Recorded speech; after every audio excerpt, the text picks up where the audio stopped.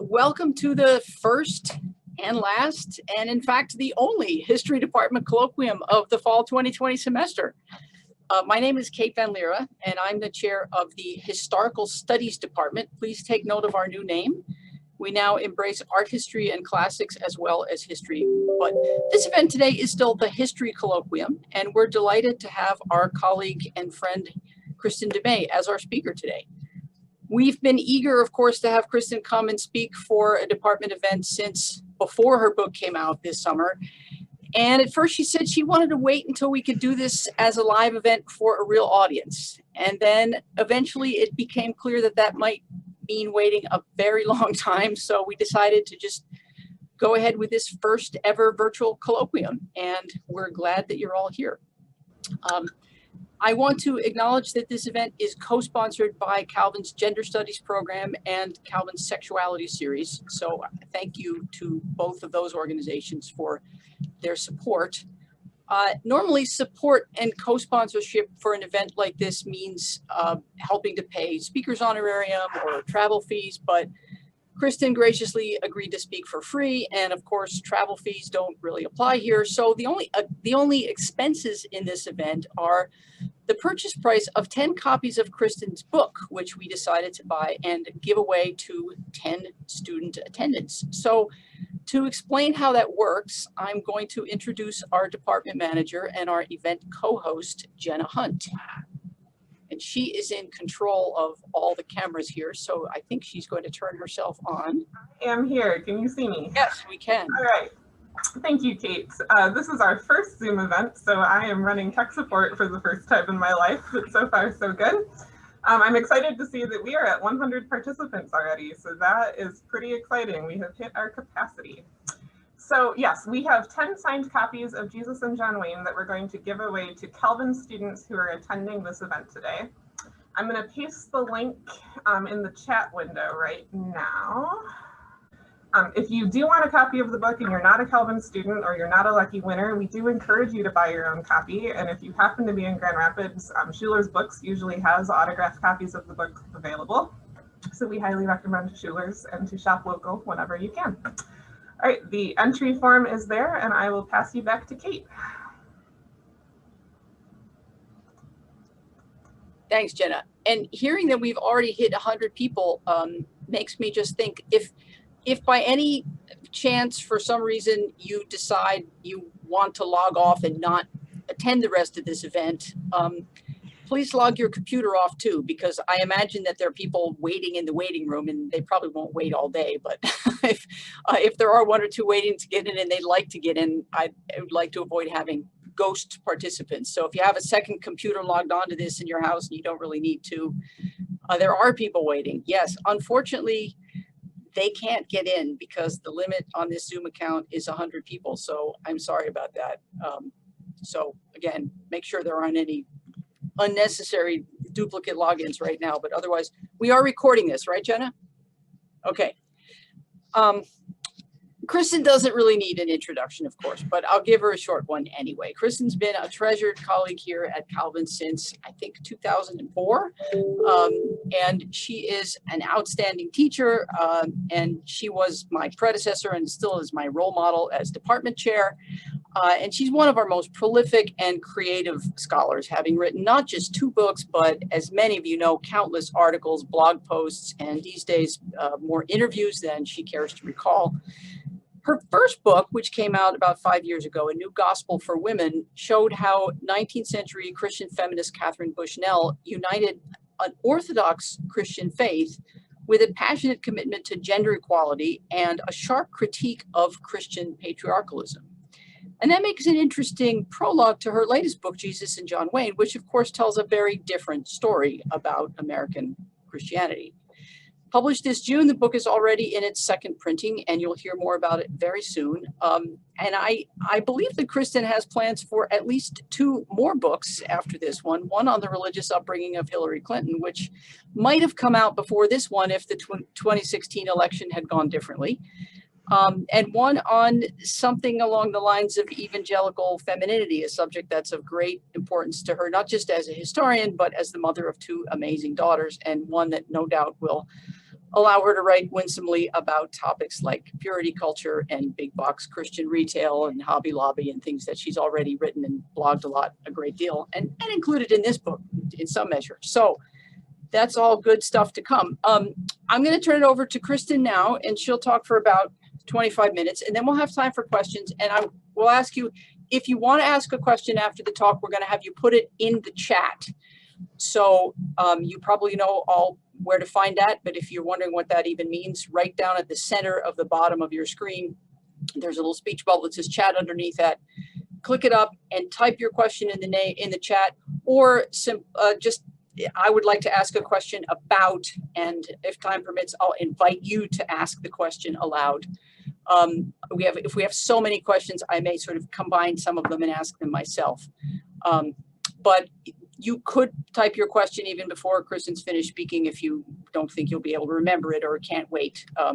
But otherwise, I will try to field those as soon as she's done. And meantime, Kristin, take it away. All right. Thank you so much, Kate. Just making sure sound is good. And yes. Okay, great. So thank you for organizing this, Kate and Jenna. Huge shout out to you both. I know this is your first Zoom event, and so far going off without a hitch. So that's awesome. I also want to thank his history department, or historical studies more appropriately, and gender studies and sexuality series for co-sponsoring this event and for making those books available. And thank you to all of you who logged on today. I have to admit, I was a little doubtful that we would have 100 people who felt like one more Zoom meeting at the end of a midweek day, but here we are. So I'm really honored that you're all here. So yes, I thought I would start by giving a bit of an overview of the book and let you know how this all started. And we actually have a couple of Calvin students to blame or credit for this book. So this book, the idea for this book began more than 15 years ago. One of my first semesters teaching, maybe sometime I'll go back and try to figure out exactly when and which semester, and I don't even know who the students were, and I'm not sure I could ever kind of recover that information. But I had just finished up teaching a course in recent U.S. history or 20th century U.S. history. I had lectured that day on Teddy Roosevelt. And I used Roosevelt to show students kind of how gender works in American history, how gender isn't just a kind of personal issue, but how gender, and particularly in this case, ideas of masculinity were connected to underlying economic changes, to ideas of race, and to ideas of American power and the American nation. And Teddy Roosevelt is just such a great example for this in the early 20th century. After that class period, a couple of guys came up to me from the class and just said, "Professor Du Mez, there is a book that you need to read." And I have that book here today. It was John Aldridge's Wild at Heart, Discovering the Secret of a Man's Soul.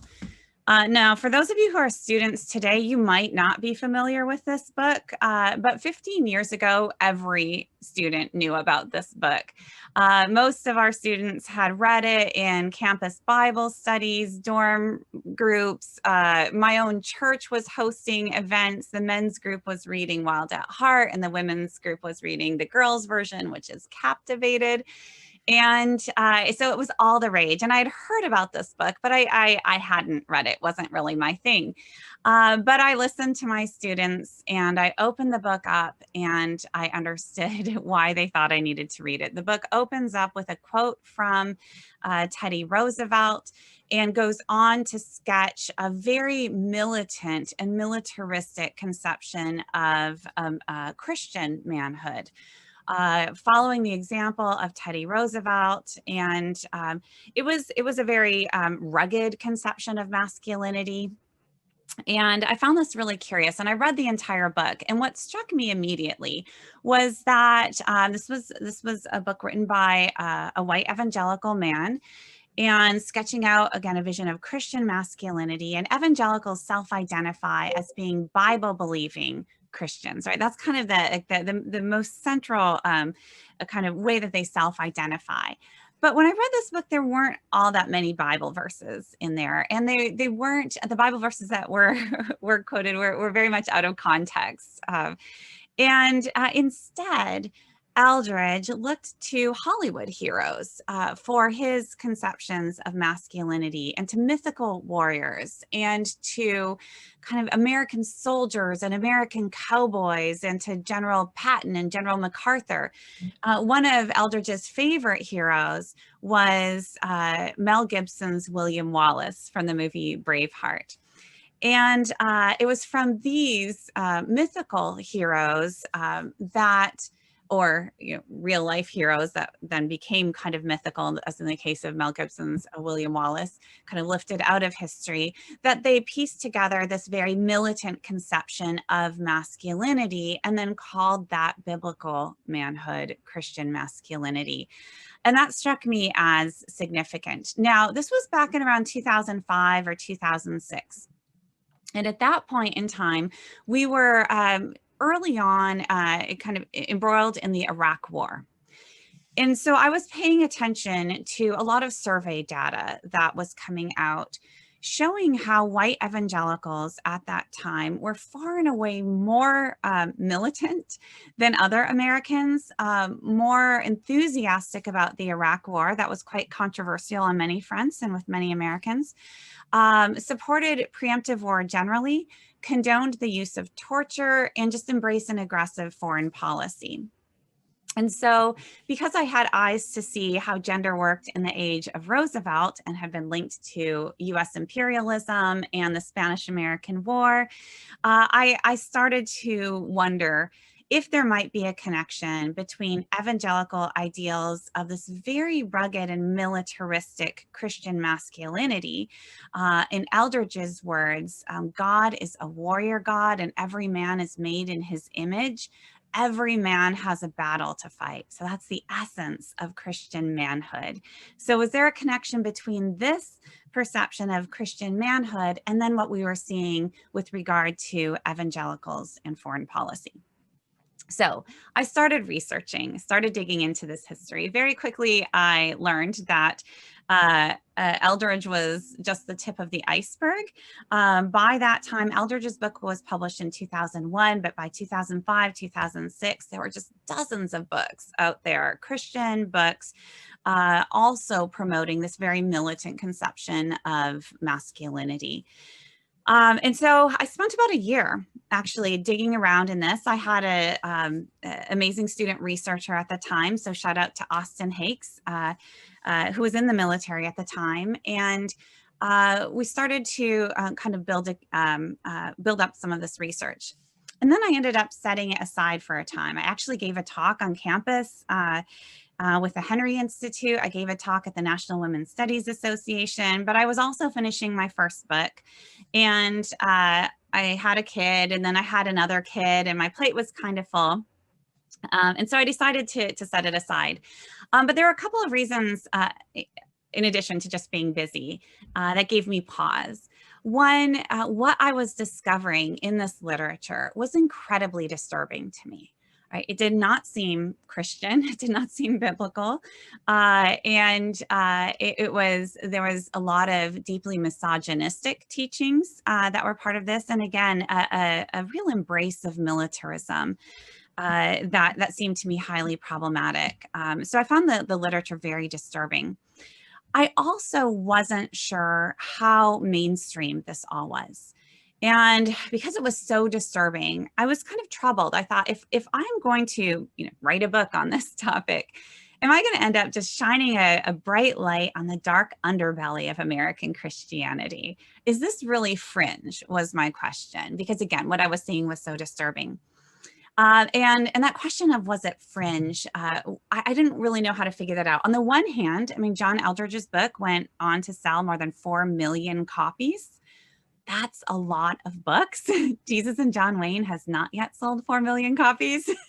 So I knew it was, it wasn't exactly fringe. And then I was coming across, pastors like Mark Driscoll, a famous example, at that time, right, in the 2000s, kind of one of the most influential evangelical pastors in the country, also preaching this very militant vision of masculinity, militant vision of Christianity, a misogynistic and often crass kind of approach to the faith. And so I knew it wasn't entirely fringe, but still I was torn.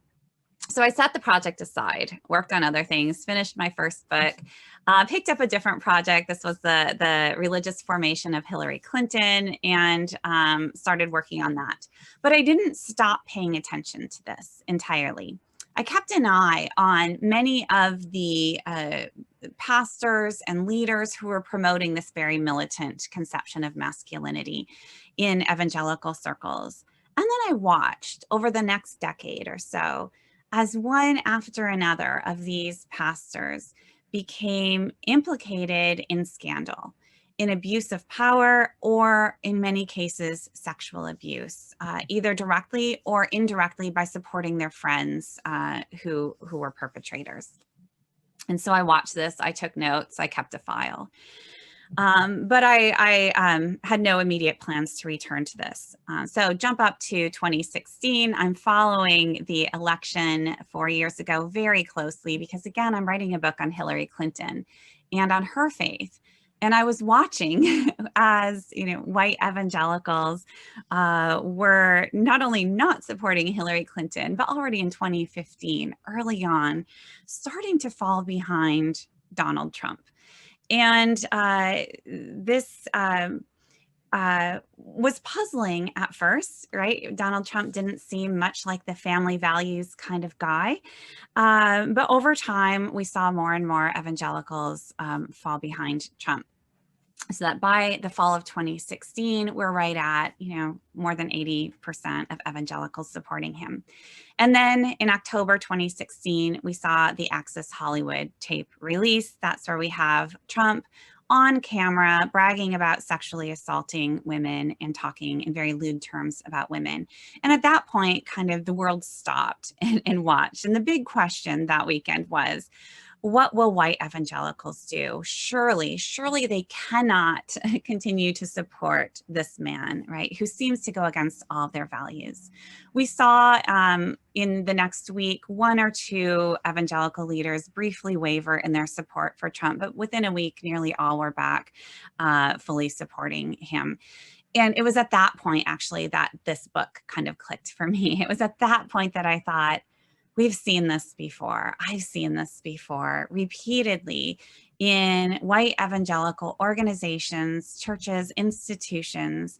We've seen the support for abusive leaders, and we've seen justifications for that support. And, weeks later, we had the election, and that's where we saw the infamous 81%, according to exit polls, of white evangelicals who supported Trump. Now, at that point, the primary narrative was one of betrayal. How could white evangelicals betray their values? Again, this is the moral majority. These are family values evangelicals. Was this purely transactional? Were they holding their noses? But because of the research I had done, I understood that this was not a betrayal of their values, and that they while some may have been holding their noses, there were deep affinities here.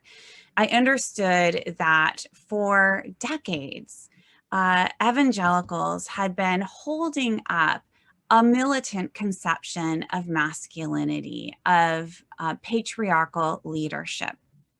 And in fact, if you paid attention, back in 2016, many evangelical leaders were using this kind of language to justify their support for Trump. So one of his most famous supporters, evangelical supporters, Robert Jeffress, made this very clear.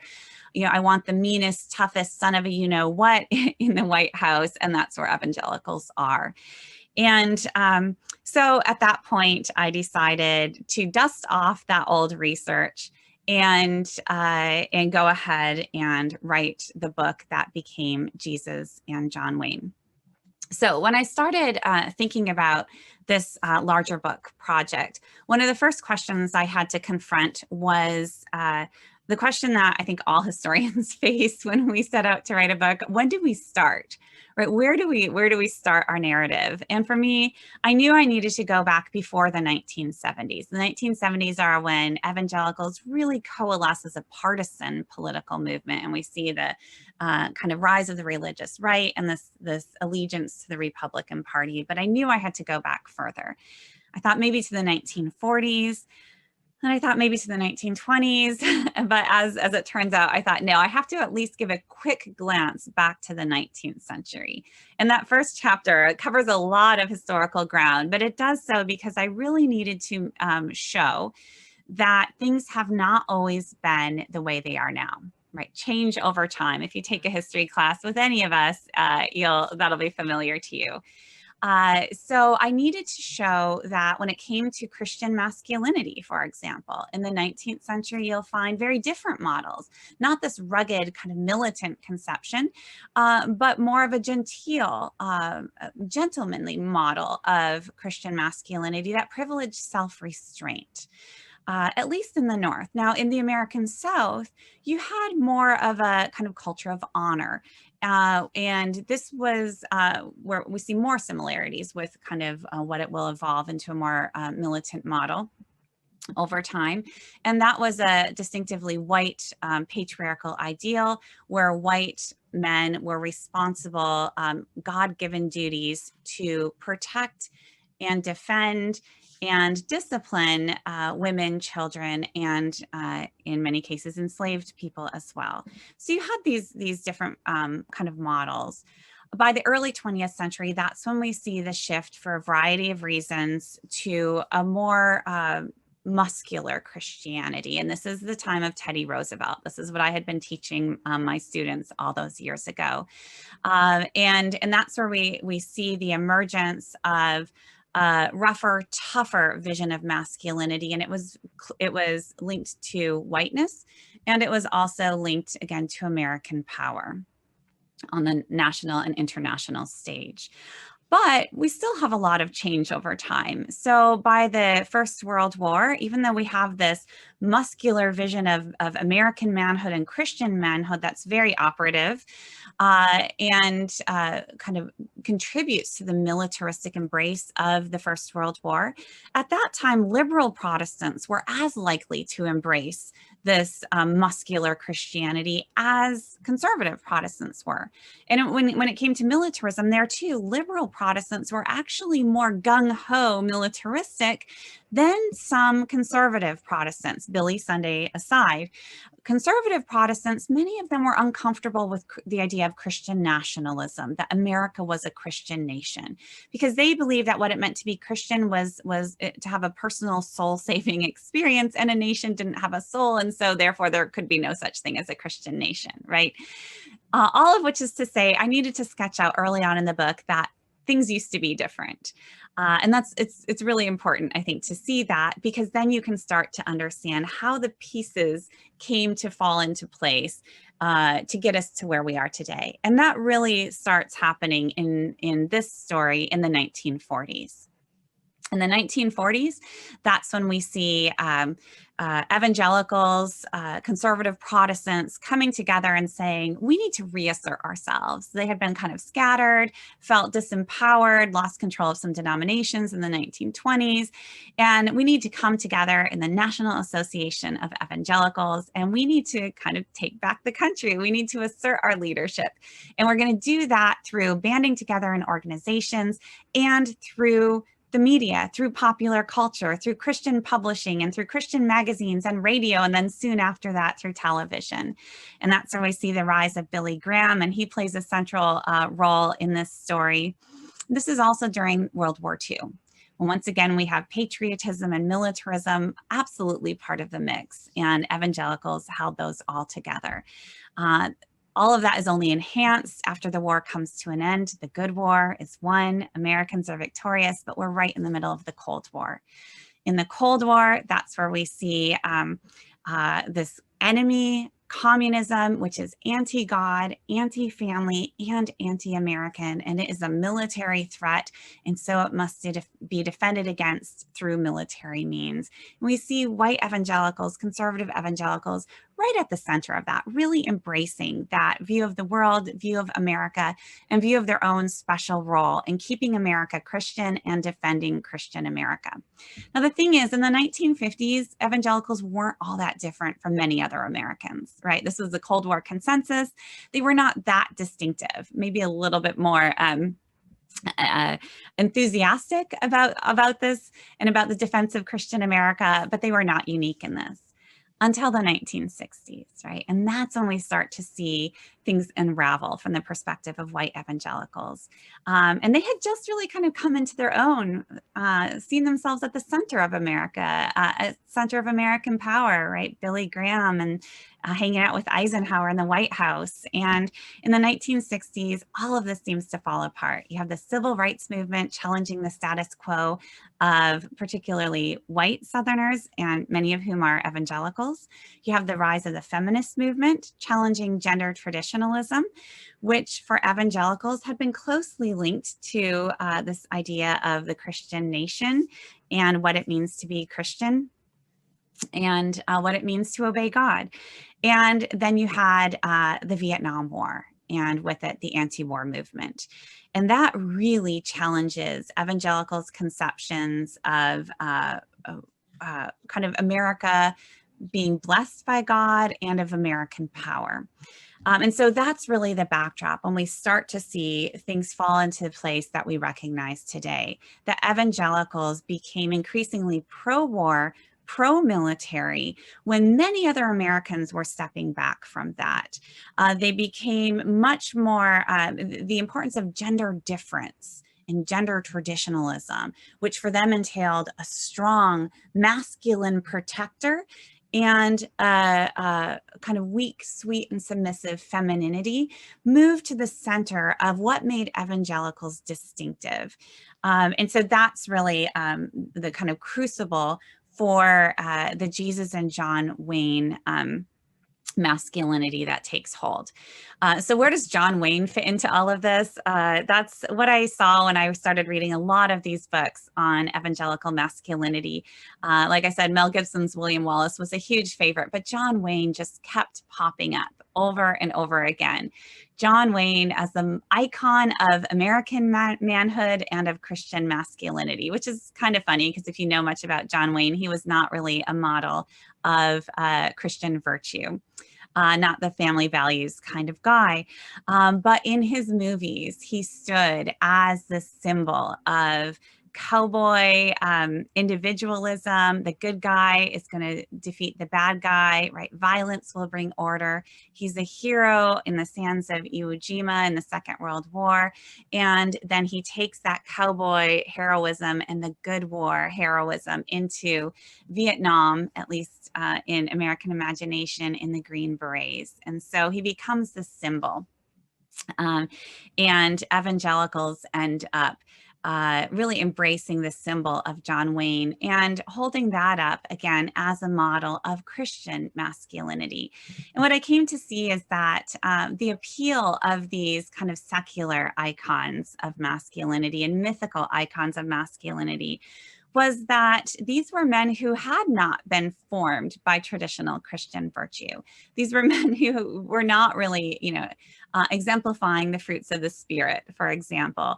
They were not modeling love your neighbor as yourself and love your enemies. All right, they were not formed by these traditional Christian virtues. And for that reason, they exemplified this militant masculinity that evangelicals were increasingly defining as Christian masculinity. That didn't just change conceptions of masculinity and kind of reinforce patriarchy within evangelical circles, but I argue in this book that it ended up redefining Christianity itself. right? Really fueling a militant conception of Christianity, an us versus them mentality, one that does not seek the common good. Because if every man needs a battle to fight, you need enemies for that. And that's really a theme of the book too, is seeing how this kind of militancy develops over time, and what that means with regard to foreign policy, what that means with regard to culture wars politics, what that means with regard to Islamophobia in the 2000s, and ultimately what that means in terms of evangelical support for Donald Trump. But as I say in the book, none of this started with Donald Trump, and none of this is likely to end if and when Donald Trump exits the stage. And so that, I guess, in a nutshell, is the story of Jesus and John Wayne. And I'm happy at this point to take any questions. I think I'll turn it over to Professor Van Leera, who I think has the first question. And thank you for your attention. Thank you for listening. And I'm eager to hear what you have to say. Okay, thanks, Kristin. Well, I wasn't going to insist on the first question. I've been eyeing the chat, and there are 100 people out there. So if they all want to ask a question, I don't want to get in the way, but I don't see any questions on the chat yet. So I'll give some people time to get their courage and their thoughts together and look for those. But sure, I'll start out. I'm imagining that most of the questions are going to be about the relevance of your book for our current predicament, because that's what makes the book, I think, so appealing. I mean, there are a lot of things that make the book appealing. It's just a great read, and it's full of amazing stories and impressive research. But it's also just really timely and almost prophetic. So knowing that that's where the bulk of the questions are probably going to lie, I wanted to ask you a kind of a more backward looking question about the theme that you already alluded to yourself, about how things were before, change over time. So the book's subtitle, right, is about how white evangelicals corrupted faith, and I know that you didn't write the subtitle yourself. I was.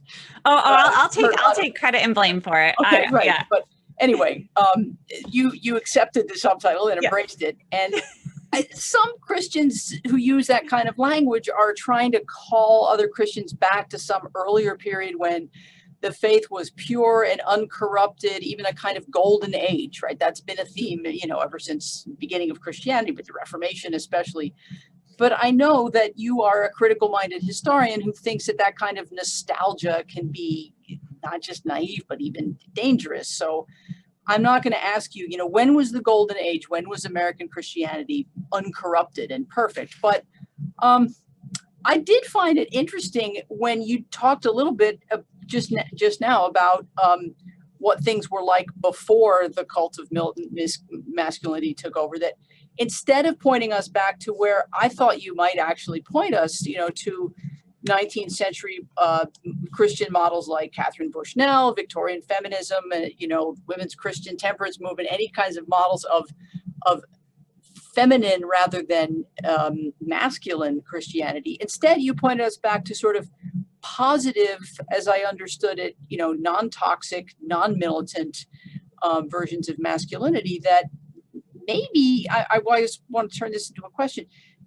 Is there sort of a version of Christianity that was still patriarchal, as Christianity certainly is on the surface of it in pretty obvious ways, if you read Paul, and it's hard to get around that, but that you think really was non-toxic, or can we not really find some of the roots of what you write about in this book in some of those versions of 19th century masculinity that you mentioned, so for example, Southern kind of gentlemanly, chivalrous, genteel masculinity. Isn't it also true that the masculinity of the antebellum South is an important source of some of the ideology that you're talking about here, and that even going further back, I think one of the sort of ideals that Southern antebellum men looked back to, the medieval chivalric idea. I mean, knighthood, yes, on the surface of it, it's about gentle, courtly, chivalric behavior, but really that's that's the surface of a pretty bloody endeavor that's about sword fighting and killing the infidel, etc. Right? So hasn't there always been something not just patriarchal, but maybe even somewhat militantly masculine that's been very close to the Christian tradition for a long time? Yeah, so continuity and change, right? Yes, but exactly how those come together, right, is what, you have to be in particular historical moments and how these things come together. But first, let me speak to the subtitle. Yes, so it's How White Evangelicals Corrupted a Faith and Fractured a Nation. So I had always considered this my book on white evangelical masculinity and militarism. That's just kind of what I called it. I came up with the Jesus and John Wayne title as I was writing the manuscript, and that held up well. So that was kind of easy working with my publisher. But the subtitle, it took us months to agree on a subtitle. First for me and my editor to agree, and then when we finally did and we're celebrating, then the sales team said, no, we're not going with that. And they gave strict rules that I could not use the words masculinity or militarism in the subtitle, because this is a book for trade. It's a trade book for popular audiences, and those words were too big. So that was a bit of a problem. And we went back to the drawing boards, and we really, spent a lot of time thinking, what is this book essentially about? What's the takeaway? Why does this matter? And we finally came down to, it matters for evangelicals, it matters for kind of religious history, but it matters for the nation as well. So we kind of had our two parts there. And then it came down to, I was given the choice between how white evangelicals transformed a faith and fractured a nation, or corrupted. And I thought in the end I have to go with corrupted, because it's, I wanted to give a clear signal that there is a critique here, but that is not a historical critique, right? And so I want to make that very clear. That is me. I'm writing this book as a Christian, even though it's for broad audiences and not with a Christian publisher at all. And they learned a lot about some of these folks that they had never heard of before. But that's my kind of speaking directly to white evangelicals who identify, again, as Bible-believing evangelicals, who say that, right, theology dictates their social views and their political views. And what I show in this book is time and again, it's actually cultural allegiances and then political allegiances that end up transforming their theology, transforming who the Christ of the Gospels is to them. He's a warrior with tattoos down his leg, who is riding a horse, wielding a sword into battle, right? I mean, that's transforms their ideas of the Trinity, right? So that's the corrupted of faith part that I'm talking about. Like, okay, let's talk about, are we talking about biblical faith?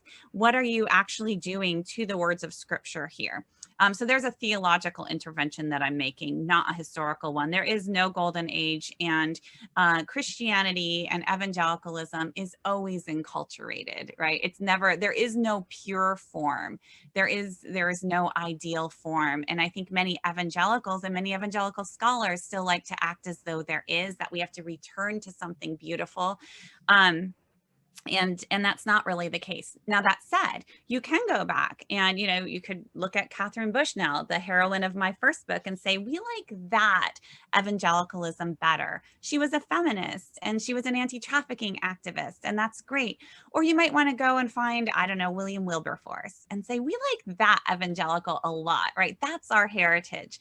But you have to be very careful when you do that, because for every William Wilberforce, there were hundreds, if not thousands, of white evangelicals who were supporting slavery, right, and owning slaves, and so you just need to you need to hold it all together. You have to be very careful about upholding like your favorite part as the true heritage of evangelicals, and so that's I've had a lot of these kind of historiographical debates with other scholars of evangelicalism around how do we define evangelicalism, what is an evangelical heritage, and how do we talk about this movement today that identifies as evangelical. So there's just a whole bunch of issues really at play there.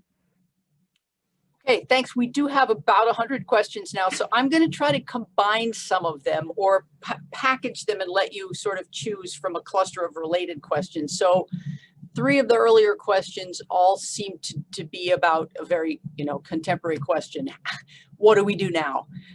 So Karen Admiral asks, how does the current evangelical church combat this concept of masculinity? Is there any hope for change? And let me read you two questions that I think are related to that or overlap. One is from Kelly Boonder, who says, as a high school history teacher, how can I introduce my macho 16-year-olds to this idea and start relearning the process as a teen? And then maybe this is a separate question, but I think it overlaps a little bit, from Claire Morishima. What do you say to people who want you to tone down your message to be more palatable to more conservative evangelical men? That's another question, but it might be a good sequel. Yeah, Claire follows me on Twitter, so I know what she's talking about there. So let's see where to start. Oh wait, I already forgot the first one. Well, it was a big broad one. How does the evangelical church combat this concept of masculinity now? And then a refined version of that, how do we do it for 16-year-olds? Oh my gosh. Okay, yes.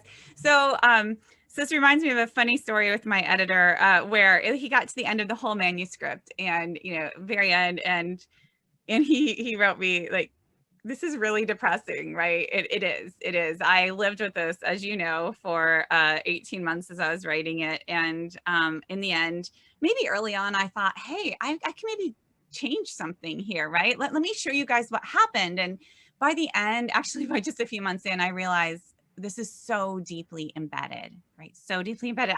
This is not going to be easy to change. It might be impossible to change. So I'm just going to testify to this. I'm going to tell the story. And so my editor, at the end was like, can you give us any hope, Kristin?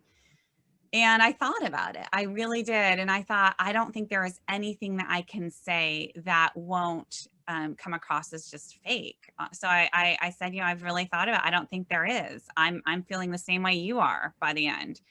And he said, okay, I respect that. And then about 2 days later, he wrote me again. Like, can you just give us something, right? Like, we need something more. And that's when I gave him the last sentence of the book, right? What was once done can also be undone.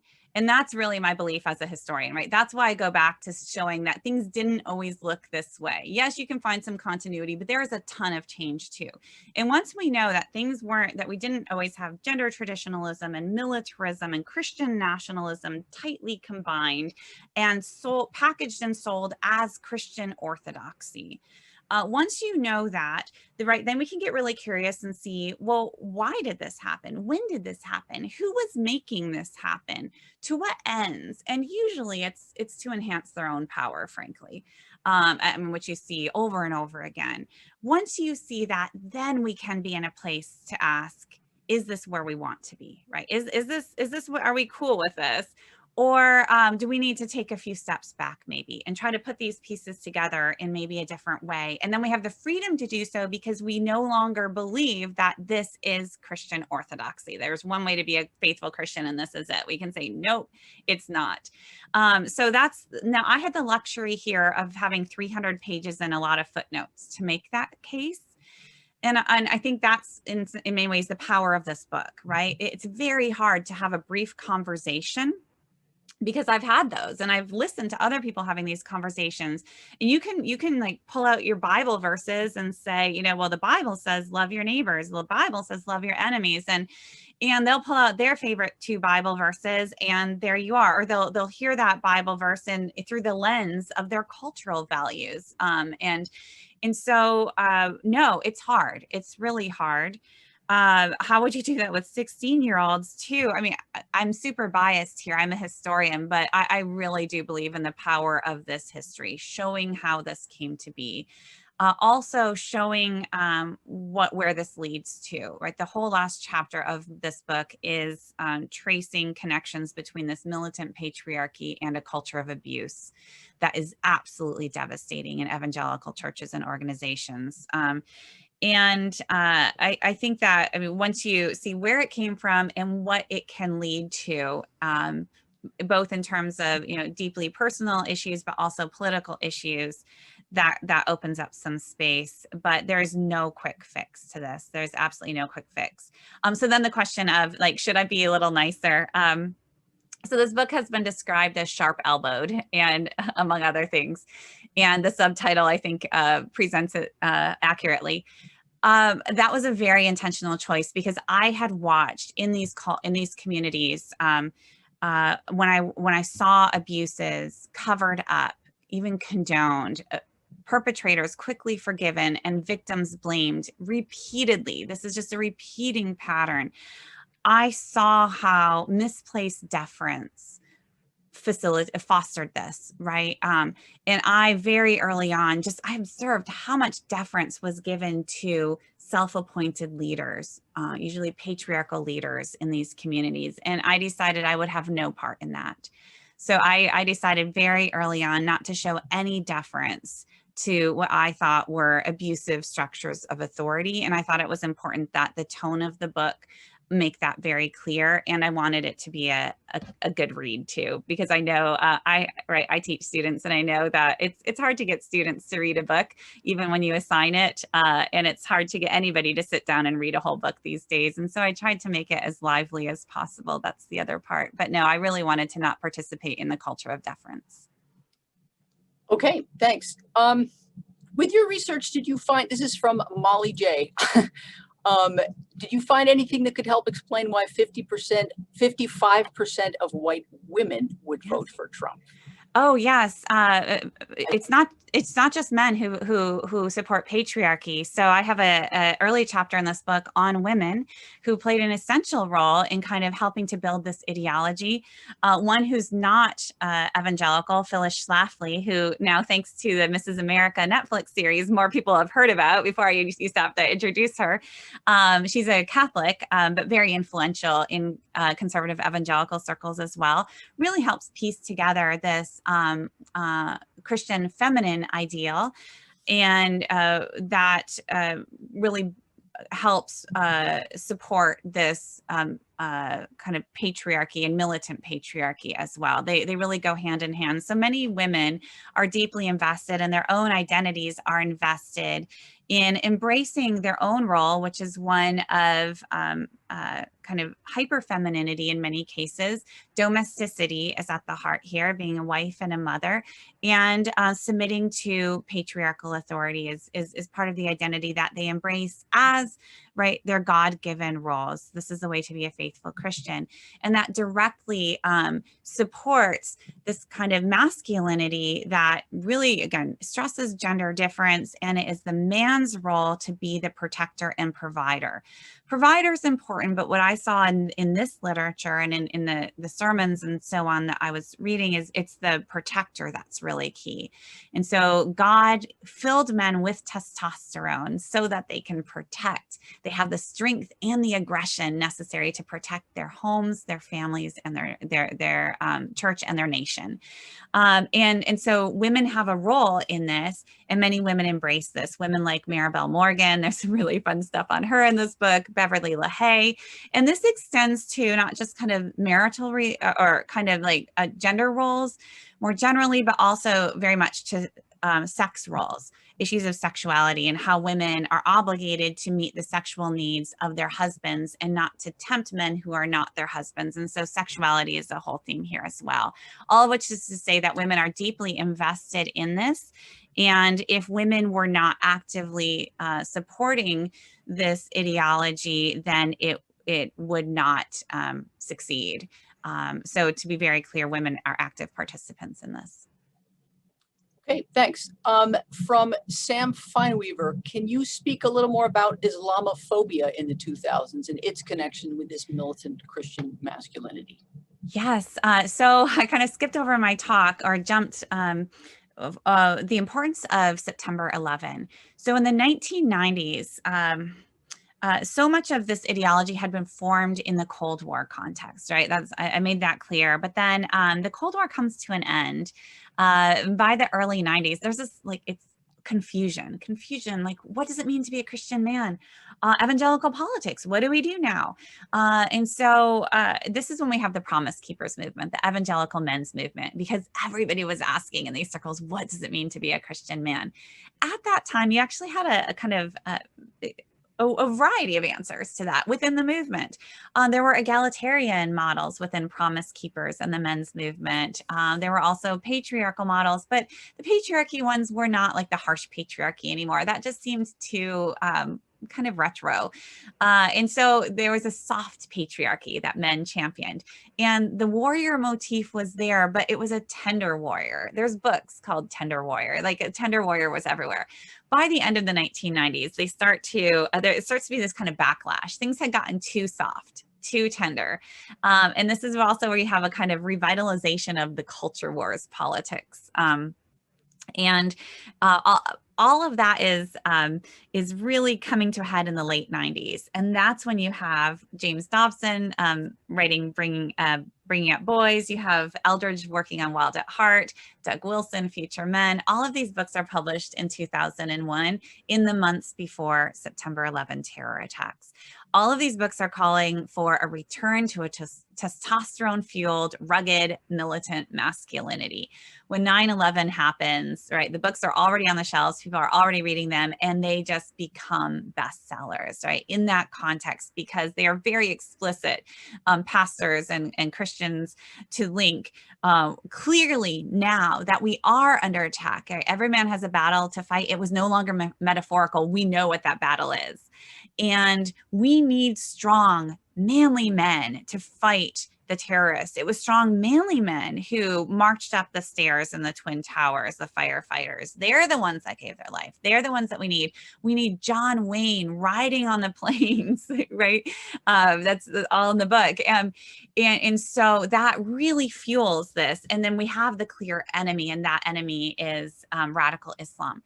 Now, there's what I think is one of the most interesting chapters of the book, actually, and it stars our own Professor Howard, because he helped uncover this case of fake ex-Muslim terrorists who were like all over the evangelical speaking circuit in the early 2000s. These supposedly former Muslim terrorists who converted to Christianity, evangelical Christianity, and they went on the speaking circuit to warn evangelicals about these, vicious Muslims who wanted to kill them, kill Americans and kill American Christians, and especially American evangelicals. And they were sponsored by Focus on the Family. They were sponsored by the Southern Baptist Convention. Like, they were everywhere. And they were frauds. They were all frauds. A couple of them one of them came to Calvin's campus, and Professor Howard challenged him and ended up getting to the bottom of this. And what was interesting to me wasn't just that they were being promoted, but that they were being promoted by these conservative evangelical organizations long after they knew full well that they were frauds. Right? To me, that was key.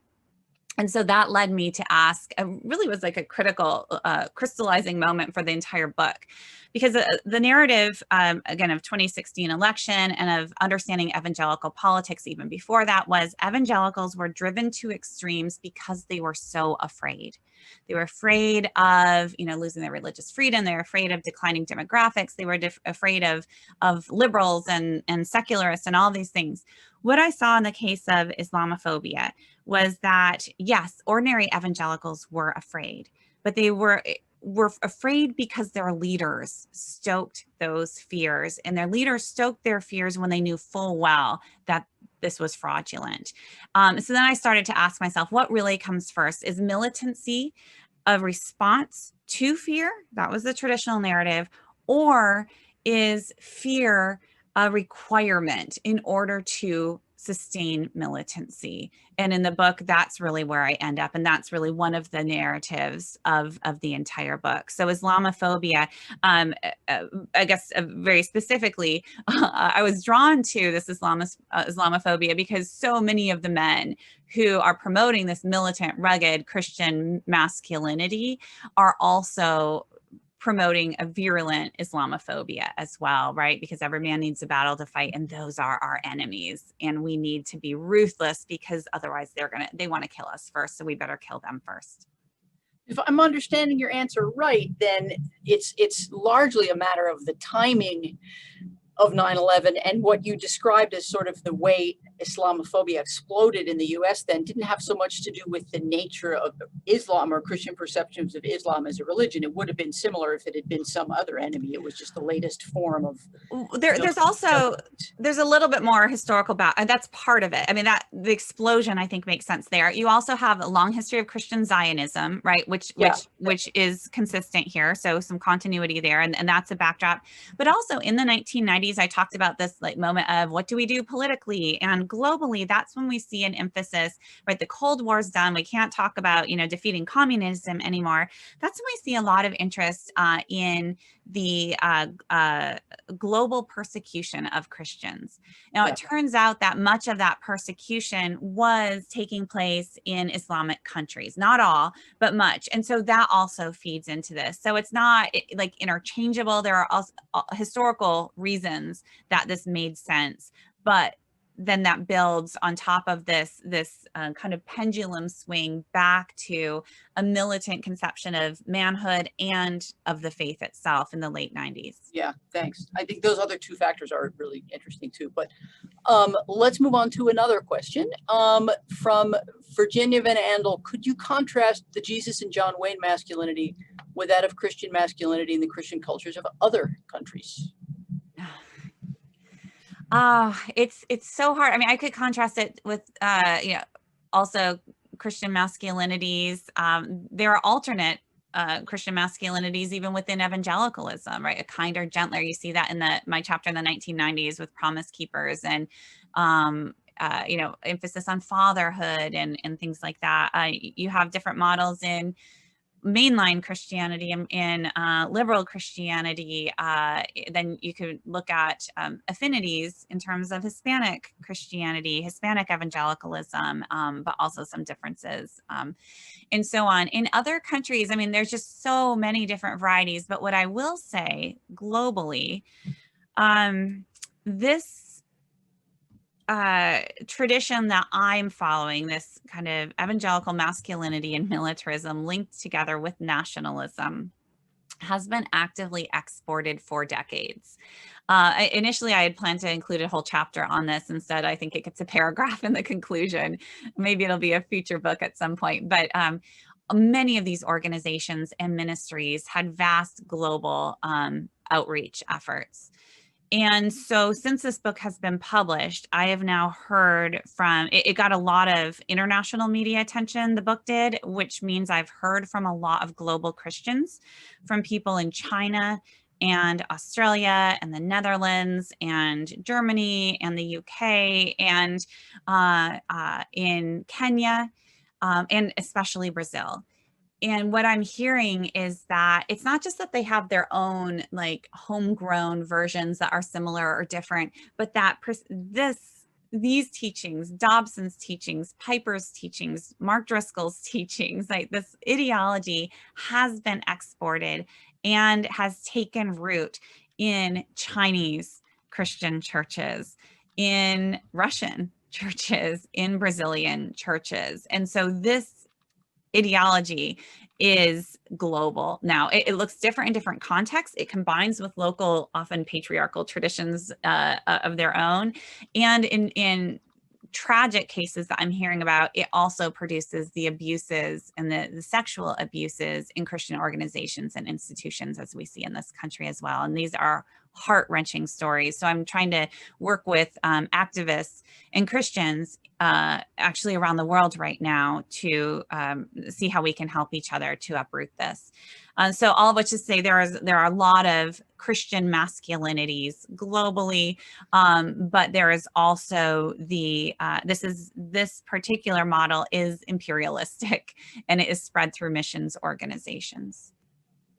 So for you, there's maybe more continuity than contrast there, or it's more interesting to highlight the continuity between this. Yeah, I mean, there's everything is in its local context as well, and so it's people are reaching out to me, pointing to the similarities right now.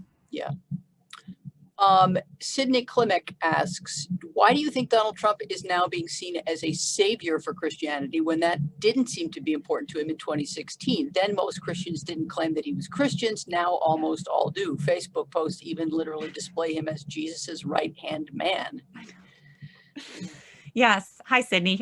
So, I mean, there are a lot of ways that you see kind of Christians once they embraced Trump. I mean, many initially did, and many still do say, we know he's not Christian. But he is our protector. And that is exactly what he said he would do. He said, I will protect Christianity. I will protect you. I will privilege you, right? And so this very much fits into this, God-given warrior who is going to charge into battle on our behalf, and he will do it better than any of us can do. He will certainly do it better than Marco Rubio could have done, better than Ben Carson could have done, better than Ted Cruz could have done, because he is tougher. He is in no way constrained by political correctness or civility or the rule of law. So he can do what needs to be done because desperate times call for desperate measures, right? So that's definitely a motif. But you had somebody like James Dobson back in 2016 who said, yeah, he uses some bad words, but he's a baby Christian, right? He's a baby Christian. So still trying to say, okay, right, it's going to be hard to make this case, but we'll just say that he's just starting up, but he's a Christian. And then you'll see more and more of that. And I've certainly seen that too on Facebook, as more of his evangelical supporters become more emboldened, both kind of in leadership, but also in churches and just ordinary folks, trying to kind of baptize him because they believe he is fighting for Christians, because they absolutely believe he is on their side. He must be one of them in some sort. So whether they say it's, a King Cyrus sort of thing, or, just that God has given them this amazing gift. There are many ways of kind of justifying it. But for me, I think what was always critical was understanding how, for whatever reasons they gave, how it was that so many teachings of the scriptures were not getting in the way of their embrace of Trump, right? Of his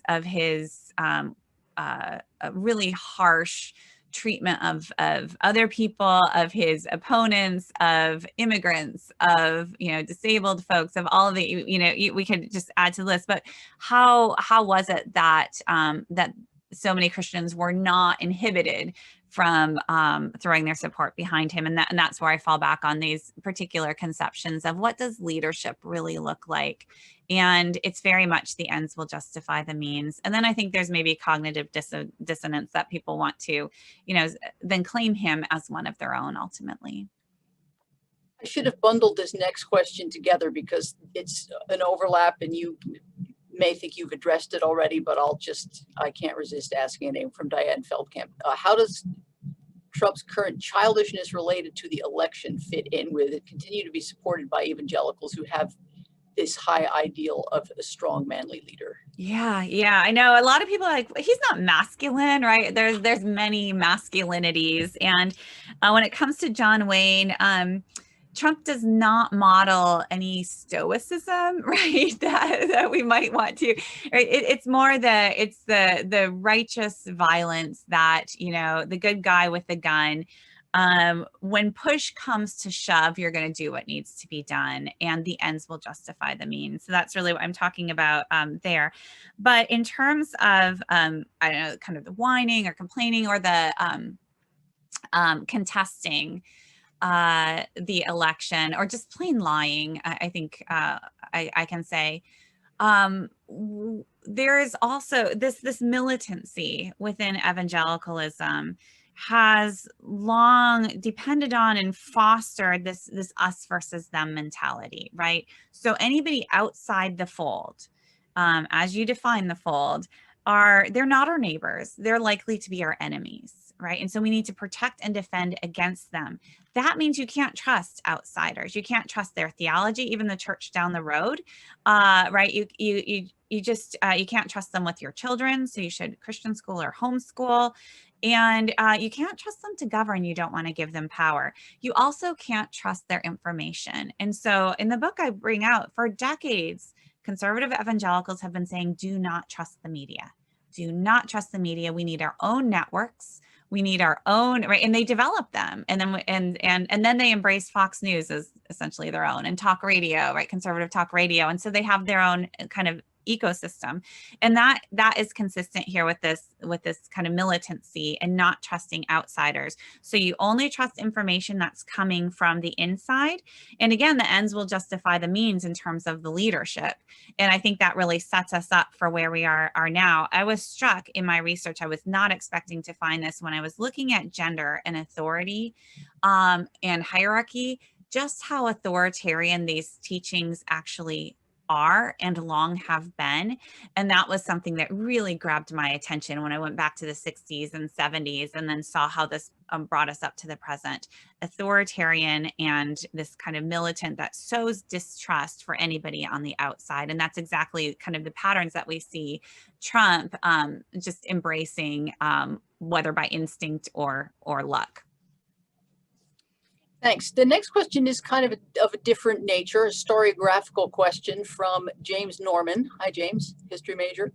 How do we treat conclusions in historical study? Good history recognizes a lot of complexity, but when following the story, how do you make sure that your study is both confident and meaningful, but also one that you treat with humility?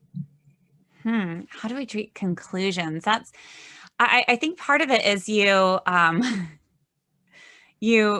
reach your conclusions through your research, right? That I think I've given it just there. I gave an example of I wasn't expecting to focus on authority and and to end up in authoritarianism at all when I started this research, and I kept bumping up against it. I wasn't expecting to see that relationship between fear and militancy end up the way I did. It took me a while, and then it was this aha moment. So I think it's not starting off knowing what you're going to find. I started off with the question, right? I'm seeing this over here. I'm seeing this over here in terms of foreign policy. What does this have to do with this? But then, yes, there's a question of humility versus boldness. And hopefully this book has a lot of complexity in it, right? So I gave the 20-minute version summary, but if you read the book, there's a lot of nuance. There are paths not taken. There are dissenters. It's a pretty thick book in that sense, right? There's a lot going on in it. But then you're right.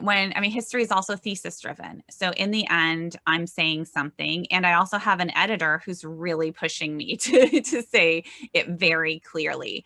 Like, is this what you're saying? And if you think you have the evidence to back it up, then you say it very clearly. I still tell this to my students all the time, as they know, like, don't say, I think it might be this. I'm like, no. You do your research, you get your evidence, and you say, this is what it is, right? And then people can test it. Does your research support this? And so that's really what I tried to do. I will say that in the original book, if you have read it, the intro is pretty hard hitting, right? It's like, boom, boom, boom, boom. Like, this is evangelicalism. You got this survey data, and you've got this, and here's where we're at.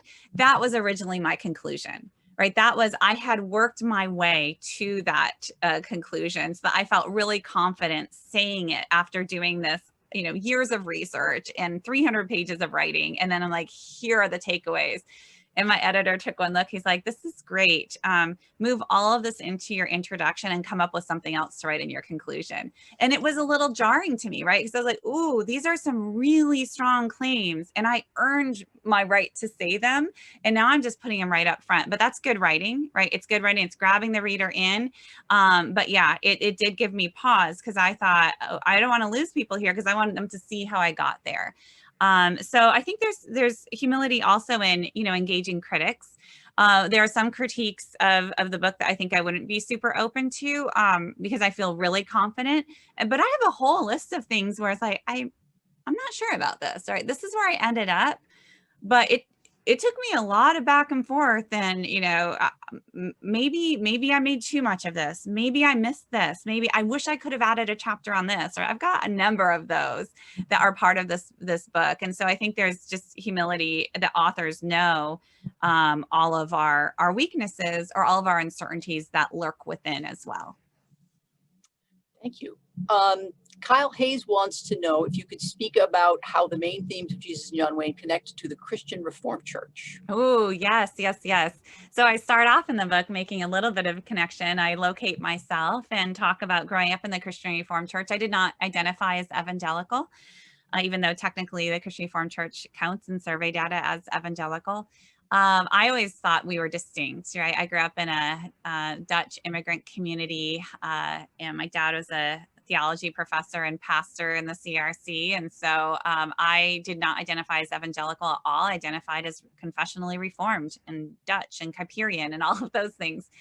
But I also have seen how I define evangelicalism largely as a popular culture, right? And that you see evangelicalism really sweep across denominations, so that you have a lot of evangelicals in the main line. You have a lot of evangelicals now in the CRC. And in my own hometown, I mean, we had one bookstore, and it was a Christian bookstore that had all of this literature, right? Evangelical literature, nothing remotely reformed on those shelves, except maybe eventually John Piper. Right. And so I saw my community increasingly tune into Christian radio, Christian contemporary music, right? To really consume cultural evangelicalism that I think ended up being deeply formative to many members of the Christian Reformed Church. I mean, Jim Bratt has told me how the Banner a couple decades ago had a survey asking members of the Christian Reformed Church who their favorite theologian was. And number one choice was James Dobson, who of course is not a theologian and is not reformed, right? And so that's what I'm talking about here. So now I think that the Christian Reformed Church has a heritage that is distinct from evangelicalism to a large extent, but that many members of the Christian Reformed Church and many pastors of the Christian Reformed Church today are functionally evangelical and have been deeply shaped by these values. And I've heard from a lot of pastors in the Christian Reformed Church, members of the Christian Reformed Church, since this book has come out, and they're wrestling with precisely those questions. And so, yes, that's a long answer, but actually only a short answer. There's much more that could be said on that.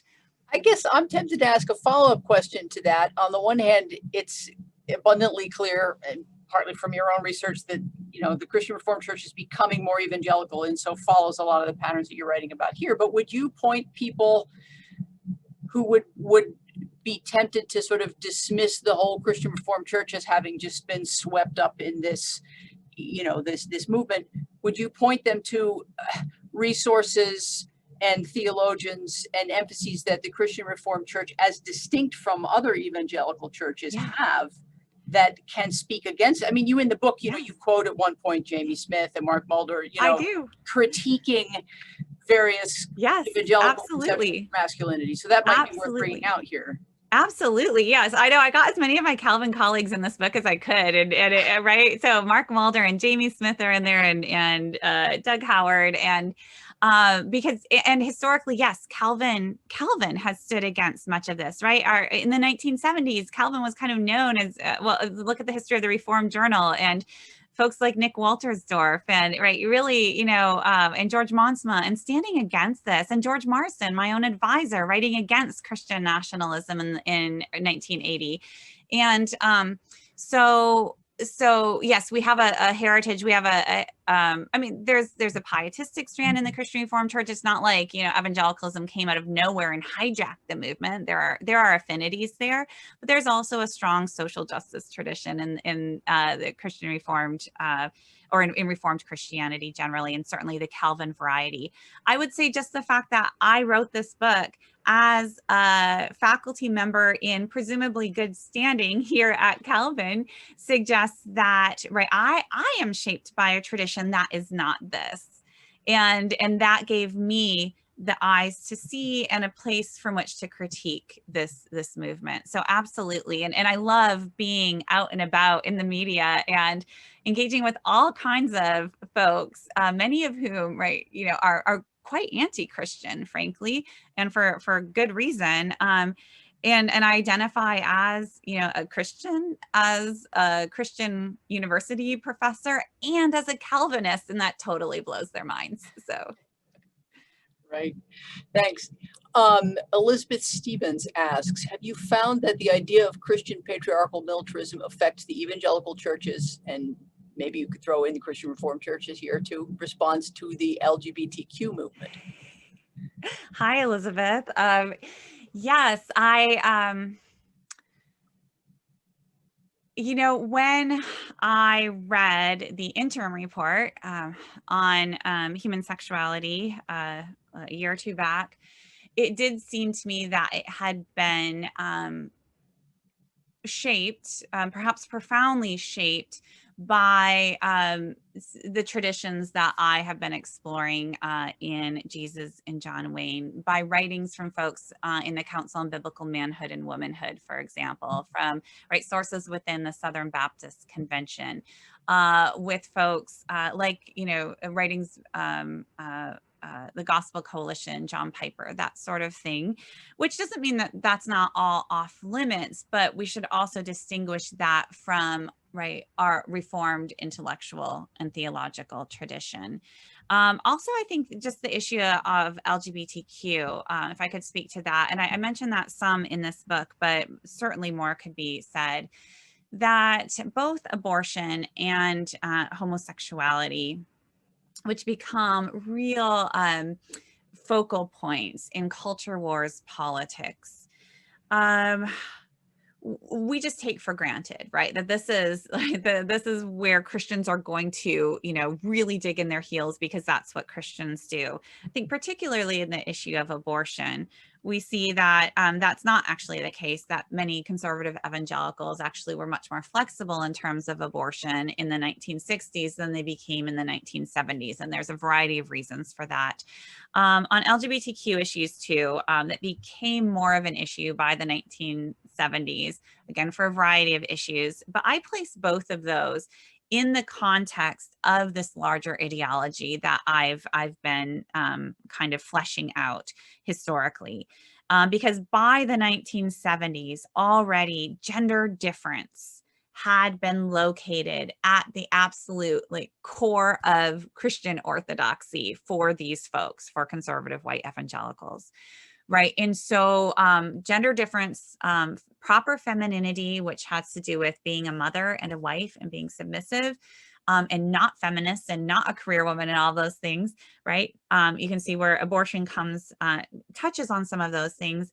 But LGBTQ in particular, right, really kind of would erode the absolute foundations of very stark gender difference. And that was the foundation on which this ideology kind of was built. And so I think those two, historically, we can say that those two hot button issues, maybe they became hot button issues because of this set of issues, which doesn't mean that we don't have a, you know, theological tradition centuries long to engage, but we should understand and be attentive to the particular historical moment when they emerged as the hot button issues that we know they are today. Okay, thank you. From Carolyn Ardema, going in a different direction again, how does the United States growing isolationism, mostly at the hands of the right wing, not entirely, connect to militant masculinity? Yeah, that's a really smart question. And I mean, U.S. isolationism, it's messy and it changes over time and it's inconsistent. And you have this militarism where it's, you know, the idea that we need to be ready to defend America. And that really, you know, kind of develops and takes hold in the Cold War era in particular. And it kind of made sense in that Cold War context. But you still have, I don't know, kind of separatism. You still have an isolationism. You have this kind of America first mentality, which sometimes feeds militarism and engaging in war. Sometimes it pulls back and basically the rest of the world can take care of themselves. We need to take care of ourselves. And so it's a very inconsistent thing. And if you get within kind of the evangelical subculture, you're going to see a lot of kind of disagreement around this. Not that we need a strong military. we absolutely need a strong military, but when to engage that military, for what purposes, there's active disagreement on what is best for America. So America first, we're agreed upon. What is best for America? Is it best to engage in war? In the Iraq War, 2004, 2003, 2004, very clear, yes, we engage. Down the road, and certainly when, say, Obama was in office, then not at all as clear. Should we be engaging? Same thing when Clinton was commander in chief. Should we be engaging? If so, how should we be engaging? Much more comfortable engaging in the shock and awe kind of tactics than in the multilateralism. Multilateralism is a very bad thing. All of which is to say, when it comes to foreign policy, there are a lot of factors that come into play. There are some things that remain consistent, but it can be very situational as well. Okay, thanks. How are you holding up? We've got 10 minutes to 5:30, and I think you were willing to go to 5:30. Yeah, I'm good till 5:30. If people can leave when they're tired. I can actually see the end of the question list now, and there's 3 questions left. So if we take about 3 minutes each, I think we'll be right on target. Okay, I will discipline myself. Great. No, that wasn't, I mean, I think that's about what you can do it. Okay, so Victor Ivan Biename asks, this is a long one and an interesting one. Can you talk more about the role of the mainstream media and Hollywood actors in creating modern evangelicalism? Is it clear that the conflict theory of in-group and out-group of the average white evangelical Christians with gender, race, and even independence from the British Empire? Sorry, that wasn't it is clear that the conflict group theory. I think I missed the verb in that sentence. I'm sorry. Did you understand that? It is clear that the conflict theory of in-group and out-group of the average white evangelical Christians with gender, race, and even independence from the British Empire, maybe intersect with. Is this idea of separatism and us, them mentality an indication that we are still trying to define what masculinity is? From your understanding of masculinity of white evangelical Christians, what have you uncovered about the masculinity of minorities in the US in contrast or in revolt? As there's a lot in there. That is one I think there's like 17 questions in there. Why don't you choose your favorite one? Okay. I bet Hollywood actors is something you have a little to say about.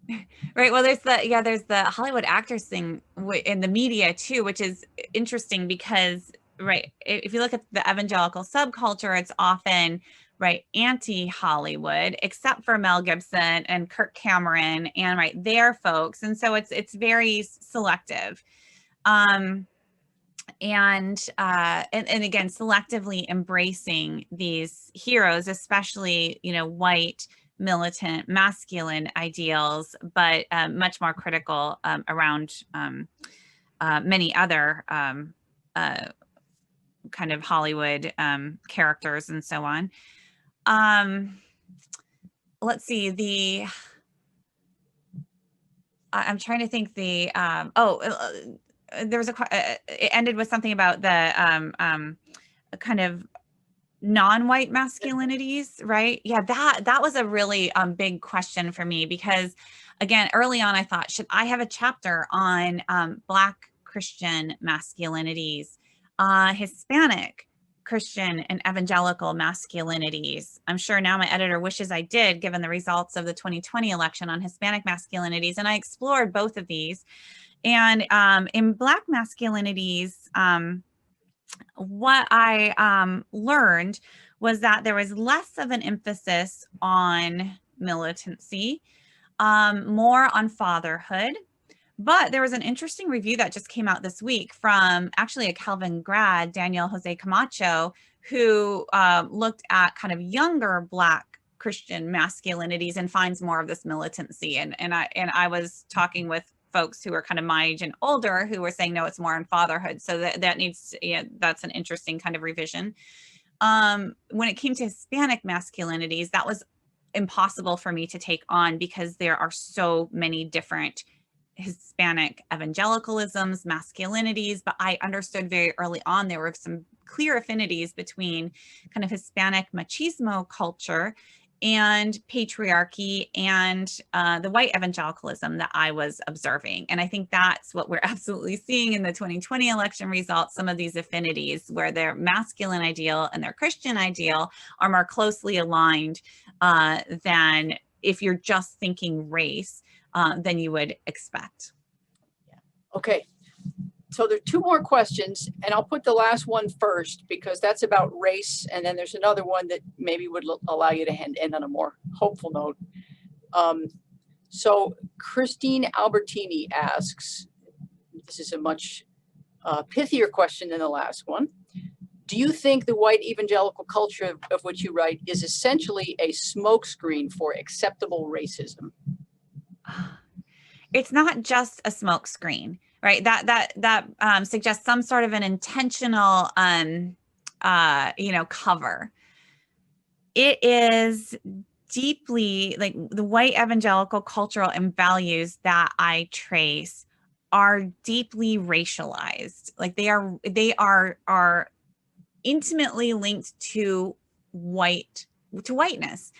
Just a quick example, like Christian nationalism, the idea that America was founded as a Christian nation and everything was great and wholesome until things got really bad in the 1960s, right? If we think about that, that only makes sense if you are white. That makes no sense whatsoever if you're Black. However, people who are spouting this Christian nationalism, and many evangelicals do, it's very close to their hearts, right? And their identities and to their faith identity. It's at the core.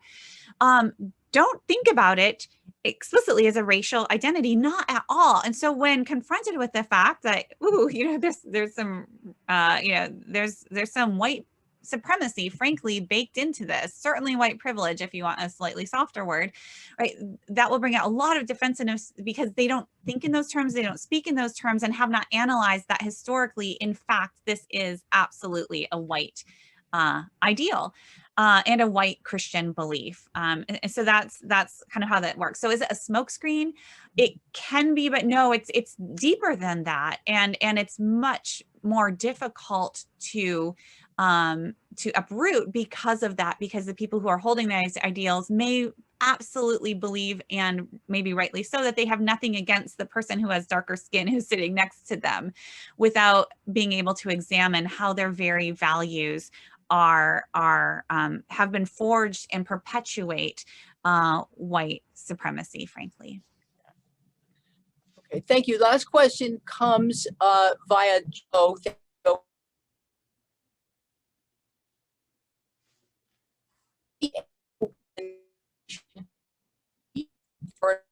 What is done, or is the generation either too polarized or too secular to make a dent in this deeply Christian issue? So you broke up. I was just trying to pull up the chat here to see if I could read the question. If you could just quickly repeat the question. Yes. Do you see any hope in the next generation, Generation Z, for an undoing of what has been done? Or is the generation either too polarized or too secular to make a dent in this deeply Christian problem? Oh, that is a really well-phrased question. I have been watching survey data, right, carefully. It's so hard I just had to write a new preface to this book in light of the 2020 election, and looking at the demographic, young evangelicals, what do we do with them? It's really hard to make a call right now. I think that the hope for change, the best chance for change that I see is simply the fact that the kind of subculture that has been so formative in terms of shaping evangelical values for generations has really started to break down. So, when I grew up in the 1990s, I could live in a Christian bubble for the most part, right? Christian school, Christian books, Christian music, didn't listen to secular radio, like all of that.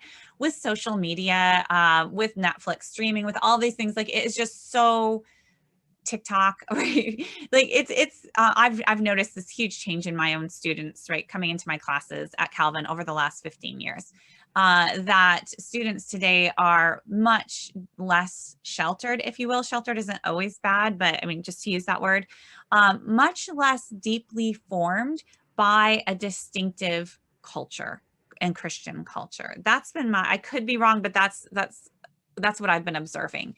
So, what does that look like then? I think it will be harder. The interesting spin in this question was, if it becomes more secular, is it then harder to undo? And that's a really interesting spin. I think there is some truth to that. You also see a lot of people leaving evangelicalism who cannot ascribe to these cultural and political values.